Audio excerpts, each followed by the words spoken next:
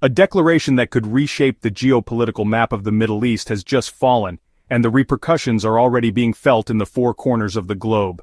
Qatar, this small Gulf nation known for its measured diplomacy and its immense natural gas reserves, has officially announced its intention to retaliate against Israel, marking a historic turning point in a region already under high tension.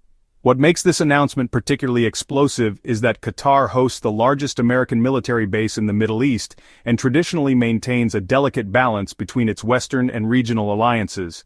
But today, this balance seems to be shattered in the face of what Doha considers an unacceptable violation of its national sovereignty. Qatar reserves the right to respond to this flagrant attack and will take all necessary measures to deal with it. Mediation in Qatari diplomacy is part of our identity. Doha authorities have explicitly mentioned military options and proportionate responses following what they describe as Israeli airstrikes that violated their sovereign airspace. This declaration marks a major break from Qatar's traditional foreign policy, which usually favors negotiation, hosting peace talks, and using its wealth as an instrument of regional soft power. The trigger for this escalation appears to be a series of Israeli airstrikes that allegedly targeted Hamas-linked figures present on Qatari territory. We are witnessing an unprecedented direct violation of Qatari sovereignty by Israeli aviation.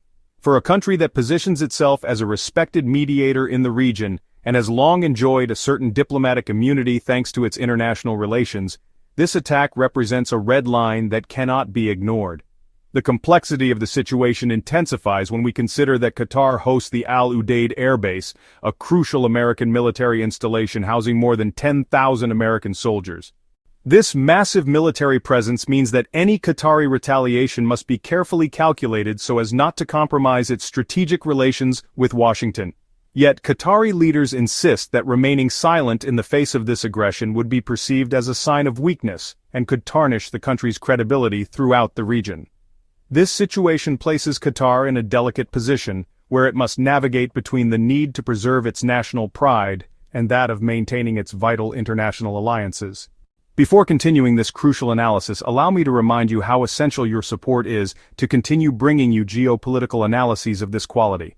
If this analysis helps you better understand the complex issues of the Middle East, don't hesitate to subscribe to the channel and activate notifications by clicking the bell. To fully understand the gravity of this crisis, it is essential to examine the Israeli actions that provoked this unprecedented Qatari reaction. According to available reports, Israel allegedly conducted precision strikes targeting Hamas operatives who were allegedly using Qatari territory as a base of operations. Israel has long accused Qatar of providing financial and logistical support to Hamas, an accusation that Doha partially refutes by admitting to providing humanitarian aid to Gaza while denying directly financing militant activities. From the Israeli perspective, Hamas represents a permanent existential threat, having conducted rocket attacks, armed incursions, and militant operations against Israel for years. The Hebrew state argues that Hamas leaders or operatives remain legitimate targets wherever they are found, regardless of national borders. In this specific case, the reported strike inside Qatar is unprecedented, not only because of its location, but also because of its geopolitical audacity.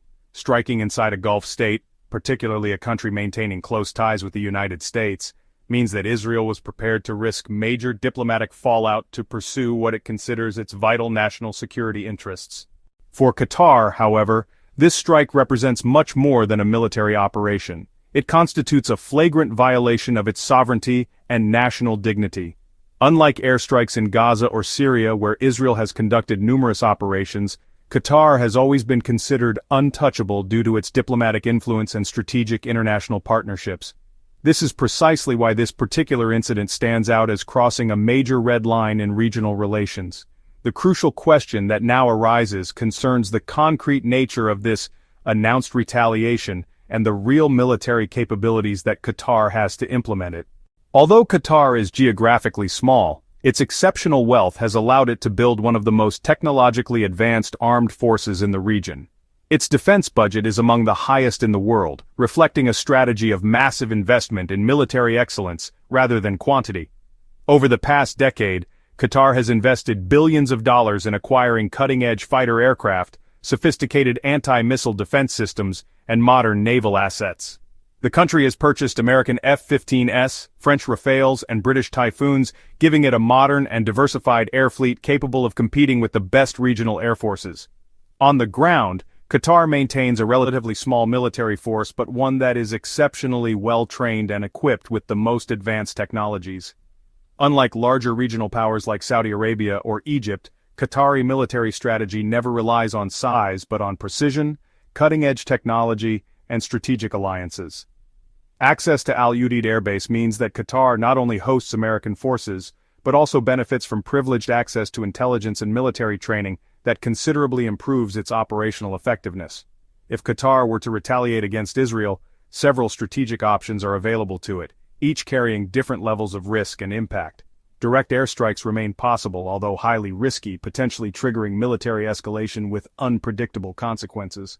Cyber operations could also play a crucial role by targeting Israeli infrastructure or defense networks with increasing technological sophistication. Another option could consist of increased indirect support to groups opposed to Israel, although this would risk worsening Qatar's problematic image as a presumed supporter of Hamas.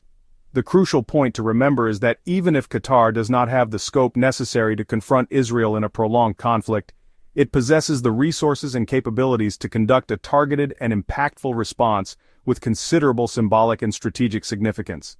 When we talk about retaliation, the first image that comes to mind is often direct military action. But Qatari leadership has several possible strategies ranging from symbolic gestures to significant escalations. First, Qatar could opt for a symbolic retaliation such as launching limited airstrikes on Israeli assets or even conducting a missile test aimed at sending a warning without causing casualties. This approach would satisfy domestic demands for a strong response while limiting the risks of total war with devastating consequences. Second, Qatar could pursue indirect retaliation through proxy groups by channeling additional support to organizations that oppose Israel to strike back without engaging in open confrontation. This option would, however, further damage its international reputation, particularly in Western capitals where it seeks to maintain its diplomatic credibility. Third, Qatar could adopt a non-military retaliation including severing diplomatic ties, expelling companies linked to Israel, or using its vast media influence, notably through Al Jazeera, to shape world opinion against Israel. Fourth, a cyber retaliation strategy is entirely conceivable with the wealth and resources necessary to recruit top-tier cyber specialists capable of targeting Israeli infrastructure or security systems. Finally, Qatar could coordinate with regional allies, particularly Iran or Turkey, to organize a joint show of force that would significantly raise the stakes and could modify the regional balance of power. The Middle East is a region where every movement by a state sends ripples through all others, and Qatar's declaration is no exception to this fundamental geopolitical rule. Turkey, as a NATO member with its own complicated relationship with Israel, could offer political support to Qatar, although its military engagement remains uncertain. Qatar's declaration to retaliate against Israel marks a pivotal moment in Middle Eastern politics, signaling that even the richest and most diplomatically active Gulf states are no longer willing to tolerate direct violations of their sovereignty. For Israel, this reflects the risks of pursuing Hamas operatives beyond traditional battle zones. For the international community, it's a reminder of how quickly regional tensions can escalate into a global crisis. The outcome of this crisis will depend on the decisions made in the coming days and weeks, determining whether we will witness a diplomatic resolution or military escalation with unpredictable consequences for the entire region.